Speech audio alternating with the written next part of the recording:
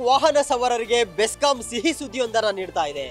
EV vehicles ಮಾಲೀಕರ ಅತಿ ದೊಡ್ಡ ಚಿಂತೆಯನ್ನ ದೂರ ಮಾಡ್ತಿದೆ. ದೇಶದಲ್ಲೇ ಮೊಟ್ಟ ಮೊದಲ battery storage solar EV hub ಅನ್ನ ನಿರ್ಮಾಣ ಮಾಡ್ತಿದೆ. ಇಲ್ಲಿ ಏಕಕಾಲಕ್ಕೆ 23 ವಾಹನಗಳಿಗೆ ಚಾರ್ಜ್ ಮಾಡಬಹುದು. ಬೆಂಗಳೂರಿನ ಕೆಂಪೇಗೌಡ ಅಂತಾರಾಷ್ಟ್ರೀಯ ವಿಮಾನ ನಿಲ್ದಾಣದ ಸಮೀಪ ತಲೆ ಎತ್ತುತ್ತಿರುವಂತಹ ಇವಿ ಹಬ್ನ ವಿಶೇಷತೆ ಏನು, ಯಾವಾಗ ಆರಂಭ ಆಗುತ್ತೆ, ಬಳಕೆ ಮಾಡಿರುವಂತಹ ಬ್ಯಾಟರಿಗಳನ್ನ ಯಾವ ರೀತಿಯಾಗಿ ಉಪಯೋಗಿಸ್ತಾರೆ, ಇದೆಲ್ಲದರ ಬಗ್ಗೆ ಸಂಪೂರ್ಣ ಮಾಹಿತಿಯನ್ನ ನೋಡ್ಕೊಂಡು ಬರೋಣ ಬನ್ನಿ.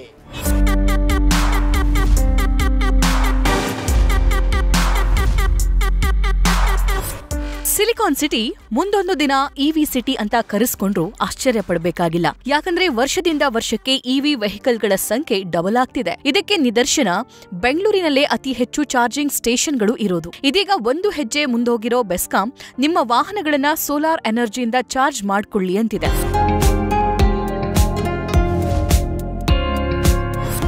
ಎಸ್, ಹಾಗಾದ್ರೆ ಏರ್ಪೋರ್ಟ್ನಲ್ಲಿ ನಿರ್ಮಾಣವಾಗ್ತಿರೋ ಈ ಚಾರ್ಜಿಂಗ್ ಸ್ಟೇಷನ್ ಸಾಮರ್ಥ್ಯ ಏನು ಅನ್ನೋದನ್ನ ನೋಡೋದಾದ್ರೆ 400 ಕಿಲೋವ್ಯಾಟ್ ಸಾಮರ್ಥ್ಯ ಹೊಂದಿರುವ ಸೋಲಾರ್ ಚಾರ್ಜಿಂಗ್ ಸ್ಟೇಷನ್ ಇದಾಗಿದ್ದು ದಿನದ 24 ಗಂಟೆಯೂ ಚಾರ್ಜ್ ಮಾಡಬಹುದಾದ ದೇಶದ ಮೊದಲ ಚಾರ್ಜಿಂಗ್ ಹಬ್ ಆಗಲಿದೆ. ಈ ಚಾರ್ಜಿಂಗ್ ಹಬ್ನಲ್ಲಿ ಏಕಕಾಲಕ್ಕೆ 23 ವಾಹನಗಳಿಗೆ ಚಾರ್ಜ್ ಮಾಡಬಹುದು. ಇವಿ ಬಳಸ್ತಾ ಇರುವ ಕ್ಯಾಬ್ ಚಾಲಕರು ಹಾಗೂ ಸಾರ್ವಜನಿಕರಿಗೆ ಅನುಕೂಲ ಆಗಲಿದೆ. ಸೋಲಾರ್ ಚಾರ್ಜಿಂಗ್ ಸ್ಟೇಷನ್ಗೆ ಬೆಸ್ಕಾಂನಿಂದ KEBಯಿಂದ ಅಂತ ಹೇಳ್ತೀವಲ್ಲ, ಬೆಸ್ಕಾಂನಿಂದ ಮಾತ್ರ ಪವರ್ ಇರುತ್ತೆ.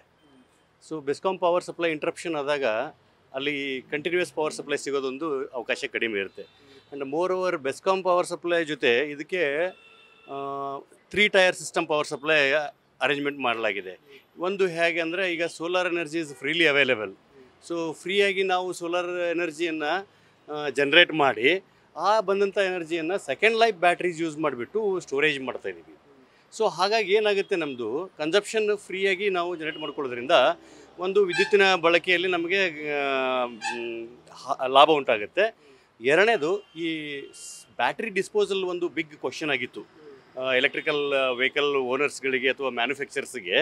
ಆಫ್ಟರ್ 7 to 8 ಇಯರ್ಸ್ ಅದು ಬ್ಯಾಟ್ರಿ ಲೈಫ್ ಆದ ತಕ್ಷಣ ಅದನ್ನು ಡಿಸ್ಪೋಸ್ ಮಾಡಬೇಕಾಗಿತ್ತಲ್ಲ, ಅಂಥ ಸೆಕೆಂಡ್ ಲೈಫ್ ಬ್ಯಾಟ್ರೀಸ್ಗಳು ಏನಿರುತ್ತೆ ಅದನ್ನು ಡಿಸ್ಪೋಸ್ ಮಾಡುವ ಬದಲಾಗಿ ರೀಸೈಕಲ್ ಮಾಡಿ ಸೆಕೆಂಡ್ ಲೈಫ್ ಬ್ಯಾಟ್ರೀಸ್ಗಳ ಮುಖಾಂತರ ನಾವು ಎಲೆಕ್ಟ್ರಿಕಲ್ ಎನರ್ಜಿ ಏನು ಸೋಲಾರ್ನಿಂದ ಉತ್ಪತ್ತಿ ಆಗುತ್ತಲ್ಲ ಅದನ್ನಲ್ಲಿ ನಾವು ಶೇಖರಣೆ ಮಾಡ್ಬೋದು, ಸ್ಟೋರ್ ಮಾಡ್ಬೋದು. ಆ ಸ್ಟೋರ್ಡ್ ಎನರ್ಜಿಯನ್ನು ನಾವು ಇಲ್ಲಿ 3 ವಿಧವಾಗಿ ಯೂಸ್ ಮಾಡ್ತೀವಿ. ಯಾಕಂದರೆ ಈ ಎಲೆಕ್ಟ್ರಿಕಲ್ ವೆಹಿಕಲ್ ಚಾರ್ಜಿಂಗ್ ಬಂದಾಗ ಡೇ ಟೈಮಲ್ಲಿ ಸೋಲಾರ್ನಿಂದ ಚಾರ್ಜ್ ಆಗುತ್ತೆ ಕಾರು. ನೈಟ್ ಅವರ್ಸಲ್ಲಿ ಅದನ್ನು ನಾವು ಬ್ಯಾಟ್ರಿಯಿಂದ ಚಾರ್ಜ್ ಮಾಡ್ಕೊಳ್ತೀವಿ. ಇವು ಎರಡೂ ಇಲ್ಲಾರದ ಸಮಯದಲ್ಲಿ ಬೆಸ್ಕಾಂನಿಂದ ಸಪ್ಲೈ ತಗೊಳ್ತೀವಿ. ಚಾರ್ಜಿಂಗ್ ಹಬ್ನ ಕಾಮಗಾರಿ ಮುಕ್ತಾಯ ಹಂತದಲ್ಲಿದ್ದು ಅಕ್ಟೋಬರ್ನಲ್ಲಿ ಸಾರ್ವಜನಿಕರ ಬಳಕೆಗೆ ಅವಕಾಶ ಸಿಗಲಿದೆಯಂತೆ. ಇನ್ನು ಈ ಸುದ್ದಿ ಕೇಳಿ ಕ್ಯಾಬ್ ಚಾಲಕರು, ಸಾರ್ವಜನಿಕರು ಫುಲ್ ಖುಷಿ ಪಟ್ಟಿರೋದಂತೂ ಸತ್ಯ.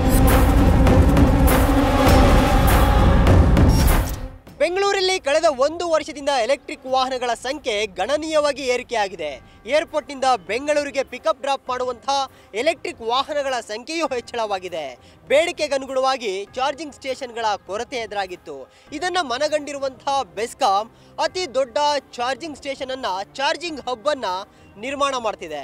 ಇದರಿಂದ ಕ್ಯಾಬ್ ಚಾಲಕರಿಗೂ ಅನುಕೂಲ ಆಗುತ್ತೆ, ಜೊತೆಗೆ ಸಾರ್ವಜನಿಕರ ಎಲೆಕ್ಟ್ರಿಕ್ ವಾಹನಗಳಿಗೂ ಕೂಡ ಇಲ್ಲಿ ಚಾರ್ಜ್ ಮಾಡೋದಕ್ಕೆ ಅವಕಾಶವನ್ನ ಕಲ್ಪಿಸಲಾಗಿರುವಂಥದ್ದು. ಕ್ಯಾಮ್ರಾ ಪರ್ಸನ್ ರೋಷನ್ ಜೊತೆ Raghupal, news first Bengaluru. News first ನಿರ್ಭೀತಿಯಿಂದ ನಿಮ್ಮ ಪರವಾಗಿ.